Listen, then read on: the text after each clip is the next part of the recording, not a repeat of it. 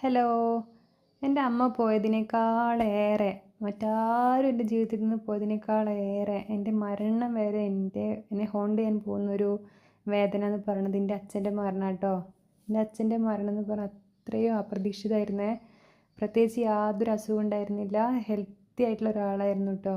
Cardiac അറസ്റ്റാണ് ഉണ്ടായത്. ഞാൻ മാത്രമേ അന്ന് ഉണ്ടായിട്ടുള്ളൂ കൂടെ.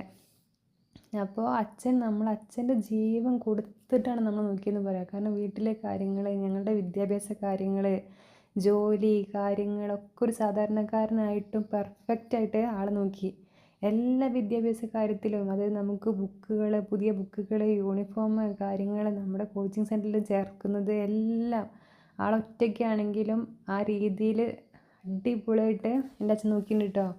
എൻ്റെ അച്ഛനോട് എനിക്ക് എന്തും പറയാമെന്നുള്ളതായിരുന്നു. മണിക്കൂറുകളോളം നമുക്ക് ഫോണിൽ സംസാരിക്കുക, നേരിട്ട് സംസാരിക്കുക. ഇടയ്ക്ക് അടിപിടിയൊക്കെ ഉണ്ടാകും, അതായത് നമ്മുടെ അഭിപ്രായ വ്യത്യാസങ്ങളൊക്കെ ഉണ്ടാകും. എന്നാലും അത് അപ്പം തന്നെ തീരും. പിന്നെ എൻ്റെ ഏറ്റവും വലിയ ഫ്രണ്ട്, എനിക്ക് എപ്പോഴും തോന്നും നമുക്ക് ജീവിതത്തിൽ ഒരാൾ മതി നമ്മളെ സപ്പോർട്ട് ചെയ്യാൻ.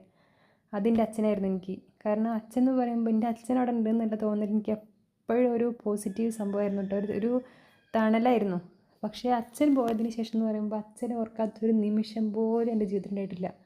സ്വപ്നങ്ങൾ കാണുക, ഉറക്കത്തിൽ സ്വപ്നങ്ങളായിട്ട് വരിക, പിന്നെ നമ്മുടെ അല്ലാത്ത സമയത്ത് എപ്പോഴും ഒറ്റയ്ക്ക് ഇരിക്കാൻ വയ്യ.